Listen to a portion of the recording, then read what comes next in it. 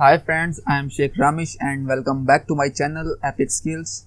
तो दोस्तों, आज के इस लेक्चर में हम देखेंगे कि CSS क्या होता है। ठीक है, तो इस लेक्चर से हम CSS की शुरुआत कर रहे हैं। ठीक है, बेसिकली HTML के अंदर जितना CSS हमें चाहिए होता है वो सारा हम देखेंगे कि किस तरह से हम यूज़ करते हैं। ठीक है, और बाकी जो CSS की पूरी प्लेलिस्ट है वो मैं अलग से भी बना दूंगा, जिसके अंदर प्योर हम CSS को देखेंगे, एडवांस CSS तक जाएंगे उसके अंदर। ठीक है, तो चलिए शुरू करते हैं। सबसे पहले हम देखते हैं कि CSS है क्या।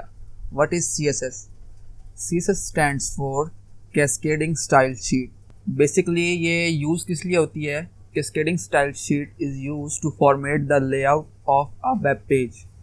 मतलब हमारा जो वेब पेज हमने क्रिएट किया है उसका लेआउट, उसके लेआउट को फॉर्मेट करने के लिए, ठीक है, वो किस तरह से दिखना चाहिए, क्या उसके कलर होने चाहिए, क्या उसका स्क्रीन साइज होना चाहिए, इन सब के लिए हम CSS यूज़ करते हैं। ठीक है, CSS की मदद से हम क्या क्या कर सकते हैं? CSS की मदद से हम जो है अपने फ़ॉन्ट का कलर्स चेंज कर सकते हैं, फ़ॉन्ट का साइज़ चेंज कर सकते हैं, हमारा टेक्स्ट किस तरह का दिखेगा वो चेंज कर सकते हैं। उसके बाद स्पेस कितनी होनी चाहिए हमारे एलिमेंट्स के दरमियान। देन हमारे पास एलिमेंट किस तरह जो है हमारे पास शो होंगे, ठीक है, उनकी पोजीशन क्या होंगी, लेफ़्ट अलाइन होंगे, राइट अलाइन होंगे, फ्लोट लेफ़्ट होंगे या फ्लोट राइट होंगे। ठीक है, व्हाट बैकग्राउंड इमेजेस और background colour to be used. ठीक हो गया कि बैकग्राउंड कलर किस तरह से और इमेजेस किस तरह से हम उसके अंदर शो करवाएंगे। Different displace for different devices and screen sizes. मतलब हमारे पास बेसिकली 3 तरह की डिवाइसेस होती हैं। एक हमारे पास डेस्कटॉप स्क्रीन है, एक हमारे पास टैबलेट है और एक हमारे पास मोबाइल डिवाइस है। तो इन तीनों डिवाइस के स्क्रीन साइज़ के मुताबिक हम अपने वेब पेज का लेआउट भी रिस्पॉन्सिव कर सकते हैं। तो ये तो था हमारे CSS का यूज़। तो आइए चलते हैं और देखते हैं इसको हम अपने डॉक्यूमेंट के अंदर किस तरह से इस्तेमाल कर सकते हैं। Using CSS can be added to HTML document in 3 ways. इन 3 तरीक़ों के ज़रिए हम अपने HTML के डॉक्यूमेंट के अंदर CSS को ऐड कर सकते हैं। इसमें सबसे पहला तरीका देखते हैं क्या है, वो है इनलाइन।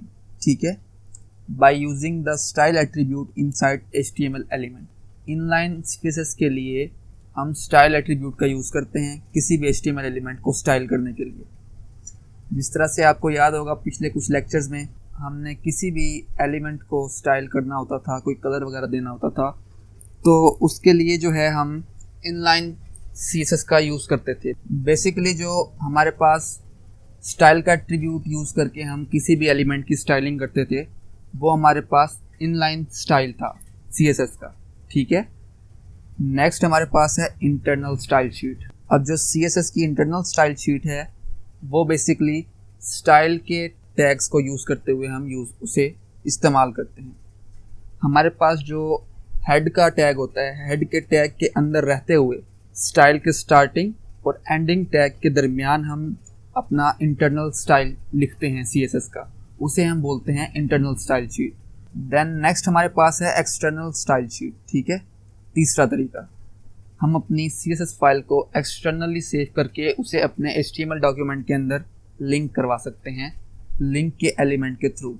ठीक है, मतलब ये कि हमारे पास जितना सारे का सारा CSS है, जितना स्टाइल है हमारे डॉक्यूमेंट का, वो एक एक्सटर्नल CSS की फ़ाइल के अंदर लिखा हुआ होगा। ठीक हो गया, और उस फाइल को हम जो है इंक्लूड करवा लेंगे अपने HTML के डॉक्यूमेंट के अंदर लिंक के एलिमेंट के साथ। ठीक है, तो चलिए अब देखते हैं डिटेल में इन तीनों तरीके को वन बाय वन। सबसे पहले हमारे पास है inline CSS। An inline CSS is use to apply a unique style to a single HTML element. मतलब हमारे पास जो इनलाइन CSS है इसको हम तब यूज़ करते हैं जब हमें किसी सिंगल HTML एलिमेंट को स्टाइल करना होता है। नेक्स्ट हमारे पास है an inline CSS use the style attribute of an HTML element. मतलब जो इनलाइन CSS है वो स्टाइल का एट्रीब्यूट यूज़ करती है किसी भी HTML को स्टाइल करने के लिए, जिस तरह मैंने अभी आपको बताया। ये जो हमारे पास एग्जांपल है नीचे, जिसके अंदर एक H1 का टैग है और एक P का टैग है, तो इनको स्पेसिफिकली अलग अलग से हमने स्टाइल करना था, तो उसके लिए हमने इनलाइन स्टाइल यूज़ किया। जिस तरह H1 के स्टार्टिंग टैग में आपने देखा स्टाइल का एट्रीब्यूट यूज़ करते हुए हमने अपनी हेडिंग का जो कलर है वो ब्लू किया, फॉन्ट कलर। और इसी तरह पैराग्राफ का हमने फॉन्ट कलर क्या किया है, रेड। तो ये था हमारा इनलाइन CSS। अब चलते हैं प्रैक्टिकल की तरफ। ओपन कर लेते हैं VS कोड, इसमें एक फ़ाइल क्रिएट कर लेते हैं। ये हमारे पास फाइल क्रिएट हो गई है, ठीक है। शिफ्ट एक्सक्लेमेशन मार्क और एंटर, ये हमारा डॉक्यूमेंट, बेसिक डॉक्यूमेंट जो है वो लोड हो गया है। अब इसकी बॉडी में आ जाते हैं हम। बेसिकली हम सबसे पहले जो देख रहे हैं वो है इनलाइन स्टाइल CSS का। हम ले लेते हैं एक H1 का टैग, ठीक है। उसी तरह से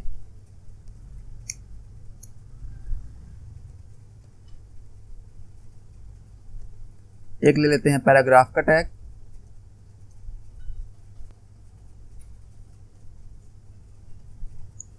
अब हम उसी तरह से, जैसे कि आपको पता है, इनलाइन के लिए स्टाइल का एट्रीब्यूट यूज करेंगे। स्टाइल के अंदर हम इसका कलर कर देते हैं एक्वा। और पैराग्राफ के अंदर हम अगर पैराग्राफ का कलर चेंज करें, उसी तरह स्टाइल के एट्रीब्यूट में इसका कलर हम कर देते हैं टोमेटो, ठीक है। इसे सेव करते हैं और रन करके देखते हैं। तो ये देखें, ये हमारे पास थी इनलाइन स्टाइल CSS की, जिसके ज़रिए हमने अपना स्टाइल का एट्रीब्यूट यूज़ करते हुए अपनी हेडिंग और पैराग्राफ के कलर को चेंज किया। अब यही काम हम इंटरनल स्टाइल शीट के ज़रिए भी कर सकते हैं। वो किस तरह से, तो पहले चलते हैं अपनी स्लाइड की तरफ। नेक्स्ट हमारे पास है internal style sheet. An internal cascading style sheet is used to define a style for a single HTML element. मतलब जो हमारे पास इंटरनल स्टाइल शीट है, इसके अंदर हम अपने पूरे HTML डॉक्यूमेंट के स्टाइल को डिफाइन करते हैं, ठीक है। जो हमारा पिछला इनलाइन CSS था, उसके ज़रिए हम इंडिविजुअली एलिमेंट को स्टाइल करने के लिए इनलाइन स्टाइल यूज़ कर रहे थे, ठीक है। लेकिन जो हमारे पास इंटरनल CSS है, इंटरनल CSS के अंदर हम अपने पूरे पेज का जो है स्टाइल लिख सकते हैं, ठीक है। नेक्स्ट लाइन पे चलते हैं। An internal cascading style sheet is defined in head session of an HTML page within a style element. मतलब जो हमारे पास इंटरनल स्टाइल शीट है, इसको हम किस तरह से ऐड करते हैं अपने डॉक्यूमेंट में। हमारे डॉक्यूमेंट में जो सबसे ऊपर हेड का टैग होता है, हेड के टैग के अंदर स्टाइल के टैग लेने हैं। स्टाइल का एक स्टार्टिंग टैग होगा और एक एंडिंग टैग होगा। इन दोनों के बीच में हम अपना इंटरनल CSS लिखेंगे, ठीक है। नीचे आपको एग्जांपल दिखाई गई है, जिसमें ये देखेंगे आपको साफ पता लग रहा है कि ये मेरे कर्सर को देखें, ये जो हेड का टैग है, ठीक है, ये हेड का स्टार्टिंग टैग है और ये हेड का एंडिंग टैग है। इनके दरमियान हमने जो है स्टाइल का टैग लिया है, स्टार्टिंग और एंडिंग टैग। इसके अंदर हमने अपना सारा इंटरनल स्टाइल शीट का कोड लिखा है, ठीक है। सारा CSS इसके अंदर लिखा है। तो चलते हैं प्रैक्टिकल की तरफ और फिर मैं आपको बताता हूँ कि किस तरह से इसको हम परफॉर्म करेंगे। तो चलते हैं VS कोड में और देखते हैं इसको हम किस तरह से इम्प्लीमेंट करते हैं। चलें, यहाँ मैं एक न्यू फाइल क्रिएट कर लेता हूँ ताकि आपको समझने में आसानी हो, कोई कन्फ्यूजन ना हो। इंटरनल CSS के नाम से हमने इधर फाइल बना ली है, डॉक्यूमेंट लोड कर लिया है बेसिक। इसके अंदर अब मैं लिखूँगा उसी तरह से एक, सबसे पहले कोई हेडिंग ले लेते हैं हम, ठीक है। This is heading. नेक्स्ट हमारे पास एक पैराग्राफ है,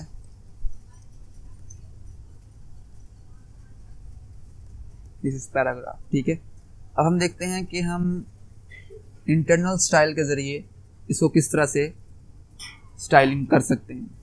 तो उसी तरह से जैसे कि मैंने आपको बताया कि हेड के टैग के अंदर आ जाएंगे हम।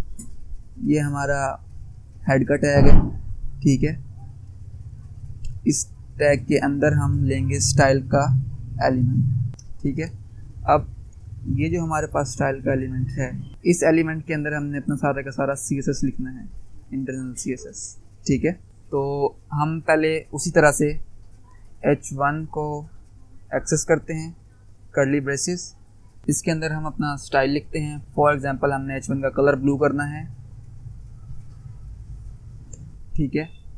नेक्स्ट हम पैराग्राफ का जो कलर है वो हम कर लेते हैं उसी तरह से टोमेटो।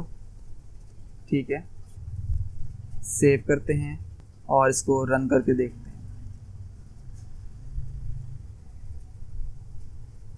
तो ये देखें, इसको मैं इधर एनोटेशन डाल देता हूँ,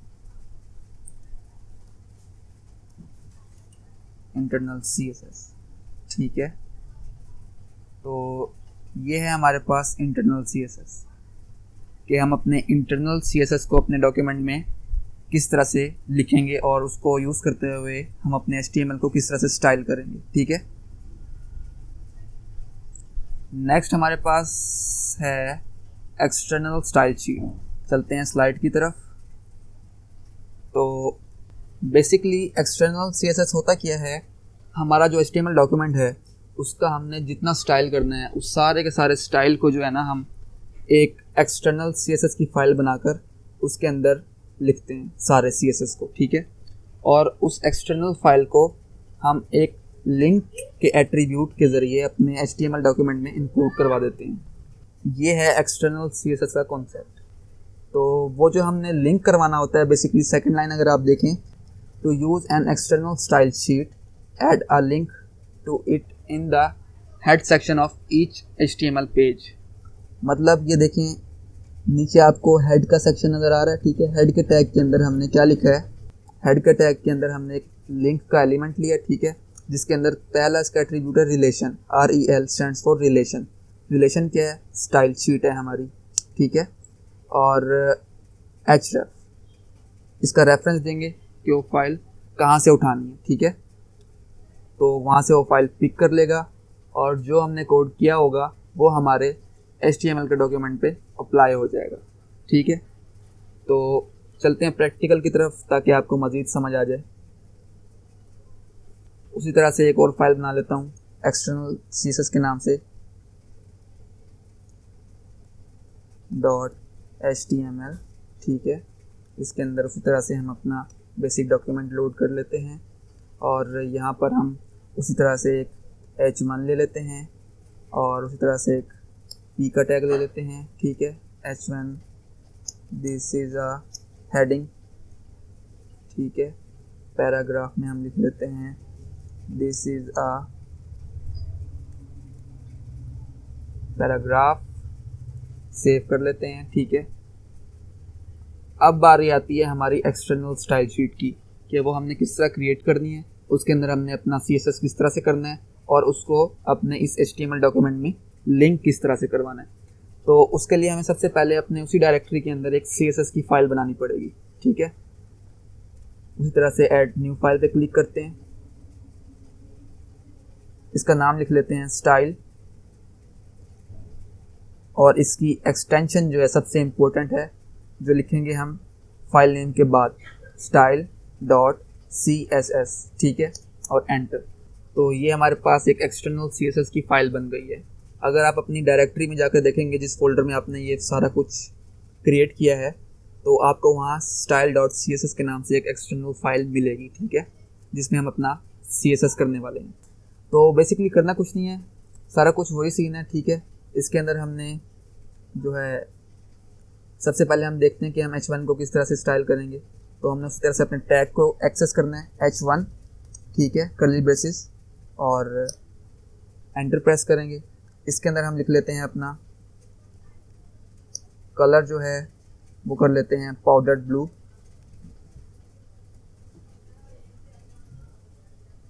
सॉरी, ठीक है। देन हमारे पास जो है नेक्स्ट पैराग्राफ था, तो p का टैग एक्सेस किया हमने, इसका हमने कलर कर दिया है टोमेटो,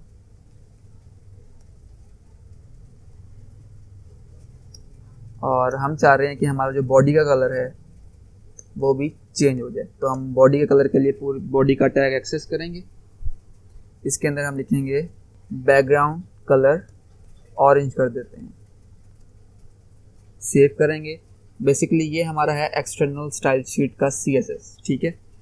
हमने क्या किया, हमने एक डॉक्यूमेंट क्रिएट किया HTML का, जिसके अंदर हमने एक सिंपल सा एक हेडिंग का टैग ले लिया, एक पैराग्राफ का टैग ले लिया, कुछ भी ले सकते हैं, बटन का टैग भी ले सकते हैं या लिंक भी ले सकते हैं या इमेज भी ले सकते हैं, आपके ऊपर डिपेंड करता है। तो फिर हमने क्या किया, हमने अपनी एक एक्सटर्नल स्टाइल शीट बनाई CSS की।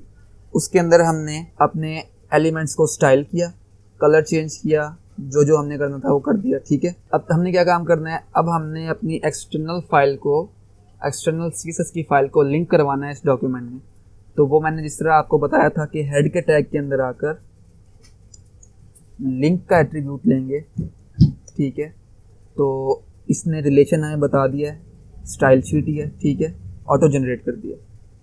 तो href में हम अपनी फाइल का पाथ दे देंगे जो हमारी सेम डायरेक्टरी में पड़ी हुई है। ठीक है, तो उसका नाम लिखेंगे हम स्टाइल, ये देखें इसने खुद ही दे दिया है style.css। ठीक है, तो ये हमारा तीसरा काम भी कंप्लीट हो गया है, हमारी फाइल भी लिंक हो गई है। अब इसको हम सेव करते हैं और इसको हम रन करके देखते हैं क्या ये वर्क कर रहा है।